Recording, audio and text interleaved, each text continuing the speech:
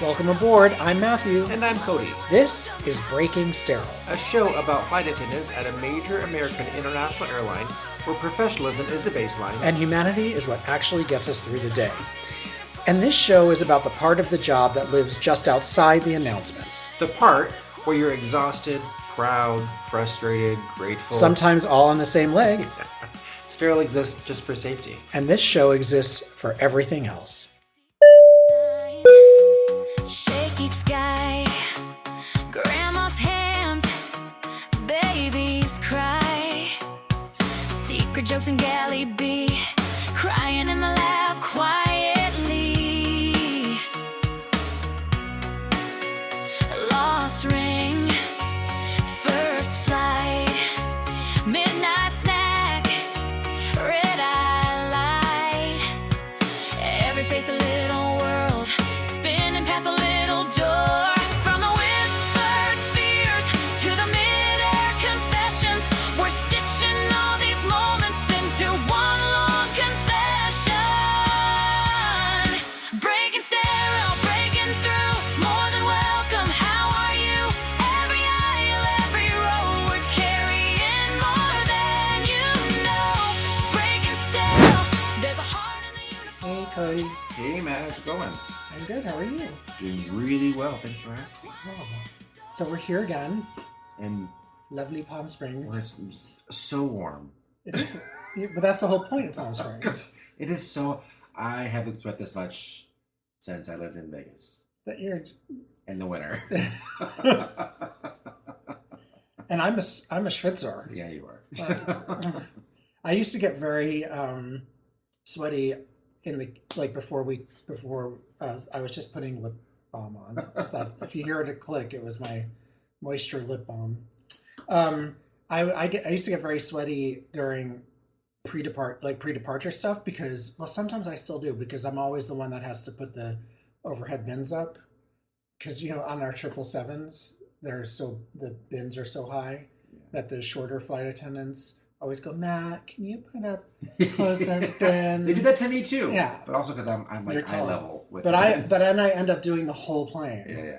And it's a big plane. Yeah. And then everybody goes, oh, why are you so warm? I'm like, why am I so warm? I've just been running around the plane, making sure everybody's bags are okay. Whatever. So you're here for a reason. I am. Besides visiting me. Yeah. I have been down in Palm Springs. This weekend was the NGPA Winter Warm Up, which is the National Gay Pilots Association. It's our first big event of the year, and this actually is our 35th anniversary of the organization. So that's exciting, and this I call it a convention. It's not really a convention, but this event is the first of the really big pilot hiring events of the year for all the airlines here in the States, and it's a huge event. Have you decided what you want to be when you grow up? I have decided what I want to grow up. What is that?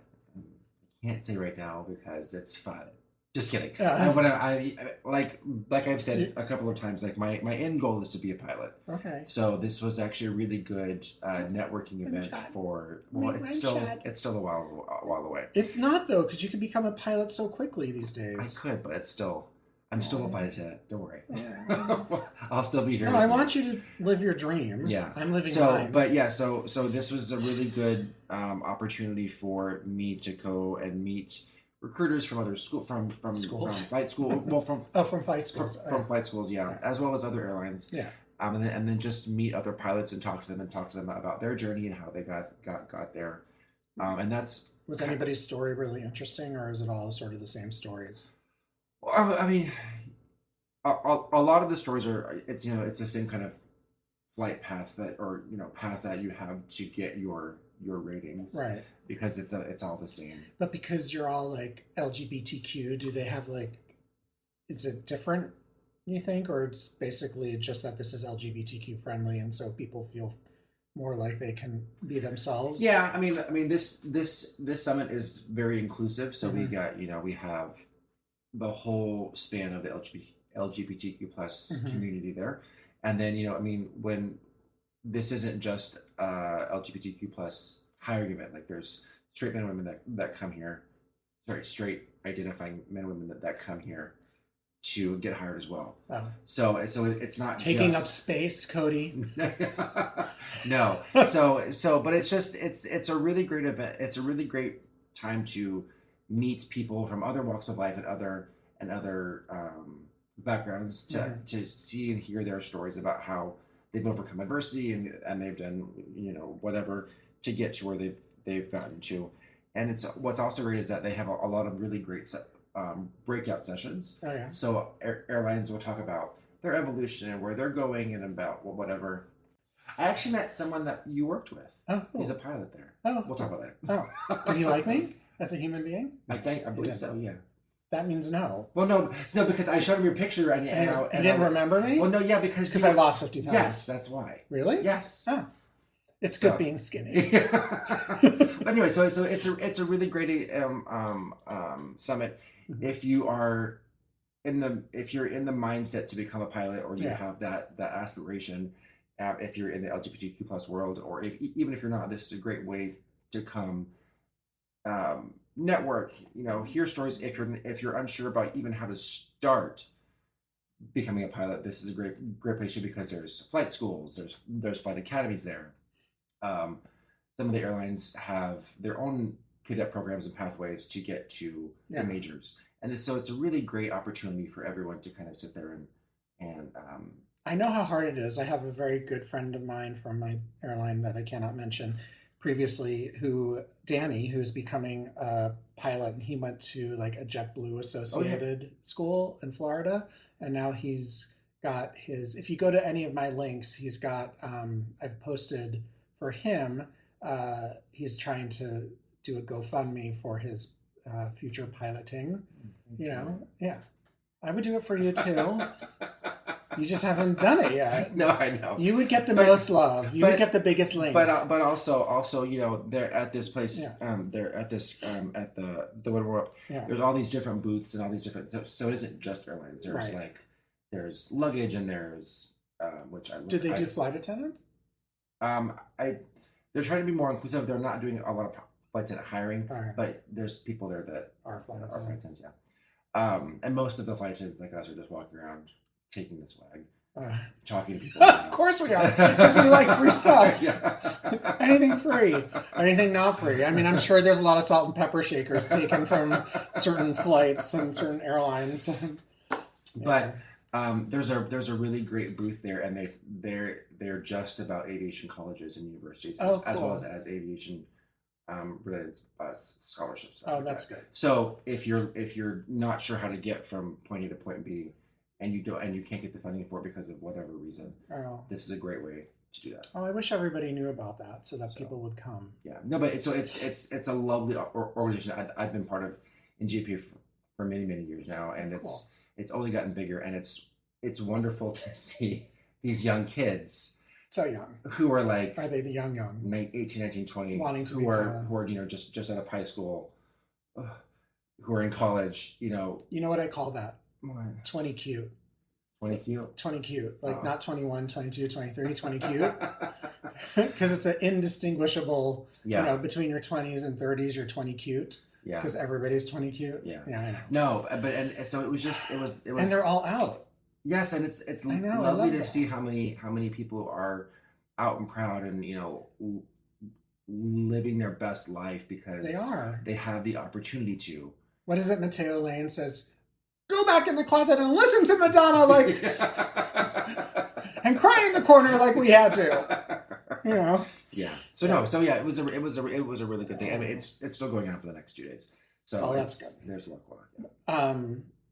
Well, that sounds like a lot of fun. I'm glad you're here. Yeah. And you're doing it. Now we're going to have to figure out at some point how to record this remotely. Because I can't always be here. So stand by for that torture that I'm about to. But also, I do want to say this. Mm-hmm. I have had a lot of people come up to me who I didn't know and who know about me just because And they all want to know about me. I'm the tallest person at the expo. You are. I don't know. Yesterday, American Airlines offered a CGO, which is a Condition job offer to a guy, and he walked by me, and I was like, "Wow, he's tall." Taller than he's you. taller than me. He was 6'7". Oh. I was like, "Oh my gosh, I can't even believe that." Oh. So, but yeah, but what's going with that? You were going with you had a lot of people come up to you. Come to me, and they had talked about a podcast. They did? Yes, it was. I was like, "How do you know about our podcast?" And they said that someone else told them about it. So this is we're growing, Cody. This is a really. I'm starting to really love this. We're like a fledgling airline, out there trying to get attention. Yeah. And have people listen to us. But So it's actually we're not trying to have people listen to us. We just use this as a way to get together and talk so that I know. Yeah. We do have an upcoming trip together though at the end of the month to Lihue. Yeah, we're going to Hawaii. So we're gonna tape that. We're gonna podcast that from. We're gonna tape our whole trip and then I'll edit it all together. Oh, Lord. I know. So look forward to that. So, Matt. Yes. I know that you just came back from Tokyo, didn't you? Well, because of me. Well, it wasn't really Tokyo. It was Narita. Well, but still, Tokyo adjacent. Yeah. How was it? How was your first experience? Well, it was my first time on a long haul. It was my fourth long haul. I think I've done. Well, no, but like over 12 hours, over 10 hours. Because the other ones Munich and London weren't. They're not over 10 hours. Yeah, it was my first. It was the working part was actually really easy. Yeah. Because you have so much time, but also, I don't know about you, but I feel like I have this new thing with time that things go by very quickly for me since I've become a flight attendant. Like I have this superpower where I'm like 12 hours, fine, I can do, like it just kind of goes and all of a sudden you're landing. Yeah. There is always like about hour 9 where I have like an energy drain. Yeah. but then once we start getting back into final preparations, I always get this burst of energy. But so when I got to the gate, I told everybody that this was my first Narita, and you get all the looks. Did really? I think so. I mean, I knew some of the flight attendants I'd flown with. I definitely flew with one of them on a Hawaii who was lovely, and everybody sort of warmed up to each other. Right. And I think they don't. I had B zone aisle, which is like the first class section. The back of the first class. Yeah, and so I really like doing that because I always. It's a lot of people in the back, and it gets smelly. But and I really enjoyed it. Like everybody, there were a lot of Americans going skiing to Japan because there's no snow here. Yeah, the snow is really good, and they go skiing on volcanoes. Yes, which is like you might as well go swimming with the sharks. So everybody boarded.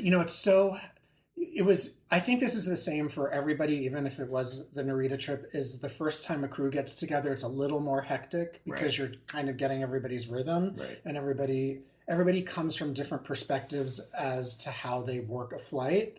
And so it takes the first flight to gel always. Right. Yeah. And for me, I was a little nervous because I hadn't flown that flight, and I was doing, the pre-departure drinks where they're like, bring it all out on the big tray. With glass. With glass. I am notorious for spillage. So I use the little tray and just go back and forth because I don't want to drop an entire tray, which I have done before. And so I was doing that, and then and you're doing all your pre-departures and safety checks and making sure everything fits in the overhead bin. And which on that plane is not a hard job. Not a big deal. Everybody's bag fits on that plane. But it was just a lot of stuff happening very quickly, and I wasn't as prepared for that as I thought. By the time coming back, the whole trip was smooth. Good. Like from service, safety service, everything was just done. We were actually very well prepared, whereas in the first way going, we have Japanese meal service for people who order Japanese meals, and so that got a little bit messed We have up. it both ways. Yeah, but we like might have put down the wrong tray. Yeah, that's okay. Yeah, because it's also not until you do it, you don't really know what you're doing. Right. You just have to kind of sit there and do one trip, and then once you do it, you're fine. And I actually think I could do the galley. Like I'm not actually afraid of that. Yeah. You know. It's good for at our airline at least. Yeah. To go and do the position that you did. Yeah. So that you can watch all the steps and watch how the process is going and see what they're doing. Right. And how they prep their galley for once you get in the air. We have a lot of carts. You have a lot of cards. A lot of carts. So it's just managing the chaos. Right. And the customers were so nice. There were these two guys who were skiing, and we became like best friends. And I got hugs after the trip was over. Oh. I always get a hug. Don't pinch me. And then this one woman fell ill like right away, and she was like, "My stomach hurts," and I was like, "Ugh, we're over the Pacific now." Like, so I brought her the Alka-Seltzer and took care of her stomach. You know, like gave her whatever a pad for her head, and then she was so nice. And at the end, she said thank you. It was very sweet. And we got to the hotel. And I will say I love that hotel. It's great. It's a great hotel. And did you have the heated bidet? Yes, I had where your tushy sits on it, and all of a sudden it gets warm for no reason. Yes, it's I amazing. love Japan just for that. Yeah. And then I did the whole bidet experience, and I did the back, which is for boys, but I also did the front just to see what it was for a little testicular cleanse. And so that was fun. And then took a shower, went downstairs, met with the crew. We had a couple drinks in the crew room downstairs. And then then four of us went to a restaurant, just like a local Japanese place, and had food. And then I went to Don Quixote, which was sensory overload on a scale that you've never experienced. Ever. No, like I was like in an anime hellhole. Well, it's like you go into a casino and there's all the lights and the sounds and whatever. But then you walk into Donkey for the first time, and you're just like, oh my god! No, it's like a Japanese dollar store, but on steroids. Yeah, but not really dollar store because it's no. I get it, but I mean, you're just like there's just a lot. It feels like it's going bing, bing, bing, bing, bing. Which it is. Don Quixote, Don Quixote. Yeah. You feel like you're in The Shining. Yeah, it's a Stephen King novel. It could be happening right now. But it's so good though. Is it? Yeah, I love that store. I think I like the one in Honolulu. Oh, I don't. No. Why? The one in Tokyo is amazing. Oh yeah. Because I think it's overrated. No. We went to the sex corner. The sex shop. It's so weird in there, isn't it? There's a lot of weird. So I walked by it twice. Like, okay, do I go in there? Do I not go in there? Do I go in But it's tiny. Yeah. It's only a corner. But I didn't. But the stuff on the outside is better than the stuff on the inside. It's I don't know. It's like that's where I buy my eye masks. I bought the eye masks too. But in the sex corner, did you see the eggshell thing? No, I don't. The egg thing? No, we're not talking about it? No, we're not talking about that. I didn't buy one, but I was like, wow, the Japanese are very inventive people. That I appreciated. No, and there's so far ahead technology. Yeah. Like everything. Yeah. Just even the 7-Eleven is like. I went into speaking of stores. Yeah. I went into they have like a secondhand store, like a where you can like sell your stuff and then yes, yes, consignment. Yeah. And they had an old dual tape recorder / player with speakers, like a boombox. Like we used to call it a ghetto blaster. Yeah, the boombox. Yeah, from like 1995. It was a good year, Cody. I know it was. I was very young. Yeah, but I just graduated college. But it was. But I walked in and I looked at the price and it was like 700 yen, which is like $7. Well, I put $40 into the exchange machine, which, by the way, that was genius. Yeah, and that's all I used the whole time I was there. I mean, I did charge things on my card, but nothing was that expensive. Even the breakfast at the hotel wasn't that expensive. Everything there is tap. Everything. Yes, it's so easy. We took the taxi. Actually, we didn't take the bus to the town, but we took the taxi, and they open the doors automatically. Yep. Oh my god, it's just so great. And then we went to the mall, afterwards Love that and mall. to the supermarket there, and I Mhm. could spend, I could spend a lot of time in that Yeah. supermarket. I think it's really fun to go to a foreign country and go to a supermarket because you do get a lot of knowledge. Their bread is so good. They have so many good things there. Did you have their egg salad sandwich from 7-Eleven? Yes, that's what I had for lunch before I left. It's so good. Yes, I did fart. No, their bread is like, and they have this stuff called chocolate bread, Yeah, and it's like it doesn't look like it's done. right. Like it does. It looks like they have to bake it for like 5 more minutes, Mhm. and it is so good. And you buy it at 7-Eleven, and it's like I don't know, Mhm. 200 yen. It's great. I went to the onsen. How was that? So warm and hot. It was just like because the night before I don't drink, but I may have had more to drink than I normally have, and I definitely sweated out in the onsen. Well, because it's Like, at 1,200 no, it's million at degrees. 108 degrees Celsius. Well, it's so hot, but it's great. And then I went into the cold pool, and Yeah, then which is yeah. miserable. No, I loved it because I was so hot that Well, I know, just- but it's just like you get in it and you it's like an ice. yeah, you can't thing. breathe. Oh no, I was fine. Oh, sorry, Because can't breathe. I run hot, so for me it was good to go. And then I Yeah. go into the normal. Now in the normal pool, there's like a jacuzzi end. Is Yeah. that always on? Yeah, yeah. Okay, and then what do you do in the other end? You just sit there? It's just bubbles or no bubbles. Oh, okay. But the bubble side is small, so it's like if there's somebody else there, you're kind of like, I can't really go Yeah. there. Ugh, yeah, I don't Just- wanna you just sit next to somebody. I don't want to sit. Did you do the bathing part first? Yes, of course. Okay, good. Yeah. Good. I read the instructions. Yeah, I'm right. not gonna. No one- but also, I it's so follow funny. what the Japanese people are doing. It's so funny because there's other crews that stay there and they just walk in and get in the hot tub. And I'm like, that's so gross. Yeah. I don't want your nasty skin in that hot Yeah, you tub. can't. And it's also I wonder and so- which airlines those are from. And what's so funny is that like so I'm not so going to say. onsens. So the onsens at the hotels are typically traditional, right? Right. Which means that they're full nude. Yeah. So you really have to be comfortable with nudity. Yeah. And possibly again seeing your coworkers naked. Which is the one thing that I was worried about, but I didn't see it. Yeah. Naked coworker. And so, Thank God. yeah, but Nice to penis you. It's Yeah, like right, you're just yeah. basically yeah, very good. hi. Hi. That's, Yeah. No, it's I'm gonna see when I see Right, you. right. Cool. But it's so lovely because they don't care about that stuff there. No. Like Which it's- makes you not care about it either. Right. I mean, so- well, and it's funny because you see all these other airlines, especially the U.S. carriers that fly there that stay at our hotel. Uh-huh. The pilots that stay there, their towels are like wrapped up around their like under their boobs. Their man boobs. no, not just their chest, Their chest. just like high chest, I'm right? just going to go with man boobs. And so I'm just like, okay, well, you're clearly yeah, American. American. But it was a really great. And then we got, I was also shocked about how many flights our particular airline has at Narita. Yeah, it's crazy. Like we had 15 arrivals. It should be a base. Yeah. Flight attendant base at least. So, but then I was, because in my head I thought, oh, everybody was leaving Narita and going to Haneda airline wise, but no, there are a lot of airlines Yeah. and it was busy. Busy.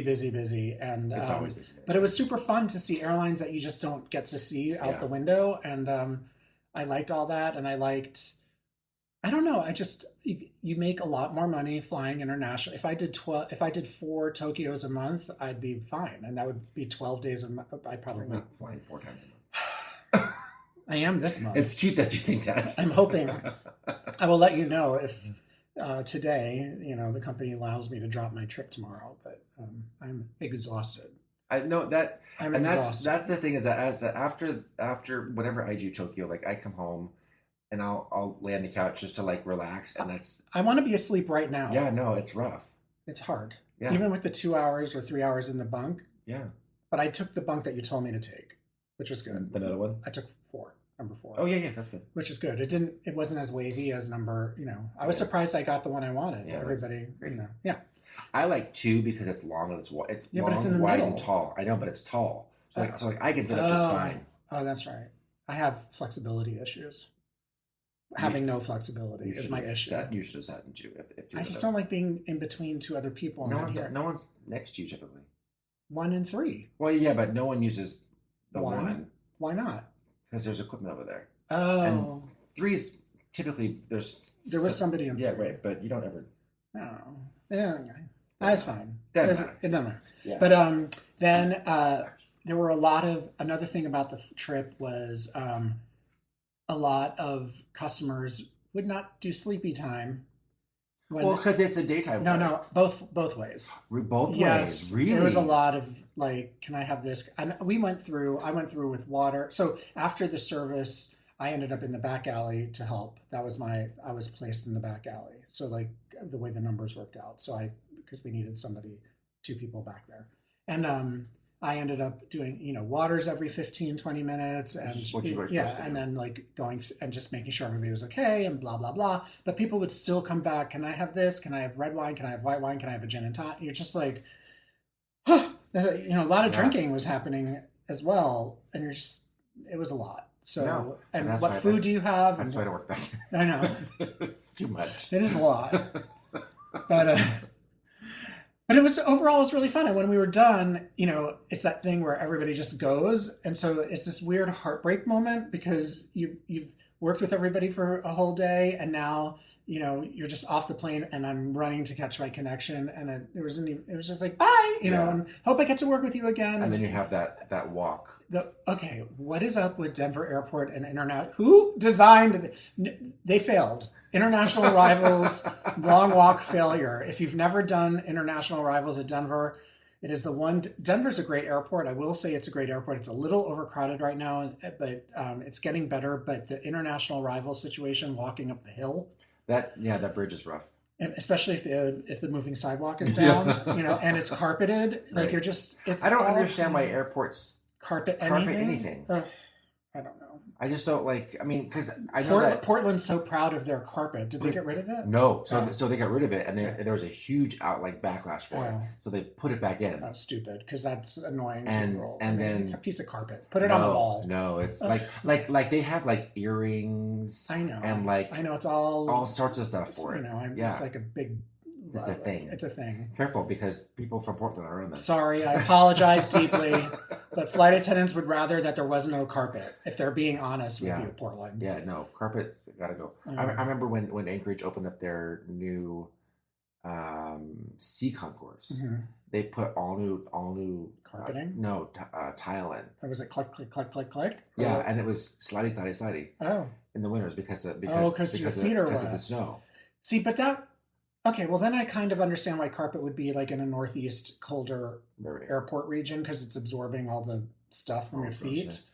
But in general, it's Get rid they're, of- they're, get rid of I bet you carpet. I bet you the Japanese have figured this out and have some sort of like No, tile that absorbs water and shock and also lights up your suitcase as you go to except the it's all carpet. right. It's all carpet there in the concourse. But as you're walking on it, it changes from carpet to to silicone or whatever, Yeah. to ceramic. I don't know. I had the best time in Japan. I really Good, did I'm like it, glad. and I'm going to go back. And hopefully someone will give me their trip and let me work it because my crew was great and it was a lot of fun. Good. Okay. You know what happened this week, or actually last week? What? Very exciting about Southwest Airlines. Oh, they went to new assigned seating. They did go to new assigned seating. Do you know anybody at Southwest? Lots of people. Did the pilots at the gay pilot event say anything about it? I'm Talk gonna into the try. microphone. I know, I am. I didn't really talk to them about that. Why would you? They wouldn't. Well, Yeah. no, because I mean they still have to deal with it. Well, I They would have think to it would deal change with, weight and balance issues. I don't know how they did it in the Well- first place because when they were unassigned, if there weren't a lot of people. Well, they would go through and like if it was a light flight, they would have the flight attendants walk through and count the zones. Oh, we used to have to count the zones at Compass. That's very interesting that you Yeah. say it that way. I'm paranoid now, Cody, because you've made me say the Compass. That's how. Okay, we Yeah. used to have to do the zone count Yeah. on the 175. Did you have to do the zone counts on your plane on when At Frontier? Yeah. No. or a JSX? No. I mean, it was only 30 days. Well, but no, I think at JSX they did a I think they did. I don't know. All right. So anyway, so the new seating thing, and I met. We had a gate agent from Denver on one of my flights, and she was so sweet, and she gave us like candies and stuff. Yeah. And she was going on vacation, and she said she worked at Southwest, and I said, "Oh, how's it going?" And she was like, "Not good, not so great. Like the flight attendants were not enjoying the experience. And I think the feedback from the customers wasn't positive either. Well, and I've seen a lot. I'm on a lot of the Reddit boards and Facebook groups, whatever, and some of the stories that the flight attendants have of passengers not understanding how assigned seating works, it blows my mind. Right. Because I'm just like, well, they tell you what seat row you're in, and then what seat you're in, Right. and it's not hard to follow instructions or count. But clearly it is. Well, it's hard on our airline too. Yeah, Someone will be like, "What? Where's row 34?" And I'm like, "Between 33 and 35." Like, or, I don't or, understand. or they'll get to the back of the plane and go, "Where's row 8?" And I look at them and I say, "Not back here." Yeah. Like, you gotta go. You gotta have Well, to that's wait part now. of people checking their brain and at check-in. Well, yeah, That's a whole. People do that. But it's interesting to me that they've had so many negative experiences with this, and I get that it's a new thing, but Well, flight attendants are known for, not always. Let's just say we're not good with change. well, that's correct. So I think from a flight attendant's perspective, it might feel like it's more work for what they're dealing with. Right. It probably is a little bit more work because Well, they're having to explain all the stuff. Yeah. But it shouldn't be more work because people who purchase a ticket should have enough intelligence to know how to sit on an airplane. Right. Even if they've never done it before. Right. If it says 14J, you look for the 14 and then you look for the J, Right. with a diagram Right. on the wall, on the overhead bin. And they're like, is this 14J? And it's like, I wonder if it is. Let's work this out together. Yes. It's like some sort of calculus, airplane calculus, Right. but I can see it that from a business perspective. I think I understand why they did it, but I still feel like it takes away from. I didn't realize though Southwest. that they were charging for seats. That's why they're doing it. And see, I thought it was just they were just doing assigned seating. No, I didn't realize that they're charging for seats, and I saw that it's not cheap. no, and it's for extra revenue. So Well, I get that. Well, the people who are getting the seats for free it's the same at our airline and other airlines. Like depending on the type of ticket you buy, you get the seat for free, and then if it's unbundled, Right. you buy the seat Right, separately. right. Which it's is it worth it? Like I always look at the bundled versus the unbundled, and like if I want to wait till I get to the airport to get the seat and maybe get a better seat because it's the only ones that are available are in the premium cabin, or in the extra legroom, so you by default, it gets better Right. for you. But Southwest doesn't really have extra legroom No, except they do. Well, I thought the emergency exit seats. Yeah, but I think on their newly configured aircraft, The 800. I think the first up until the extra, it's all Oh. extra legroom. I think. Well, if a flight attendant at Southwest wants to tell us, you can email us at breakingsterilpodcast@breakingsteril.com, or is it breakingsterilpodcast.com? No. Breakingsteril.com. Yeah. Breakingsteril At at breakingsteril.com. And it's Breaking Sterile Podcast on Instagram. And then you can go to any of most of our platforms. I know Spotify, you can leave a comment there as well. Yes. And we have a website, but I still don't know the address. We need someone to volunteer their time to help us with some technical stuff. Yeah. Because Cody leaves it to me and I know nothing. Because I fly a lot and Matt does not. But this month I'm flying a lot more. Yeah. Okay. That was a good podcast. Yeah, I enjoyed it. Okay. Breaking sterile, breaking through. More than welcome. How are you? Every eye. That's our descent. Thanks for flying with us. Behind every uniform is a real human doing their best at 35,000 feet. Be kind to your crew. Hydrate. We don't just fly the world, we live in it. Sterile keeps us safe. Breaking it keeps us human. This has been Breaking Sterile.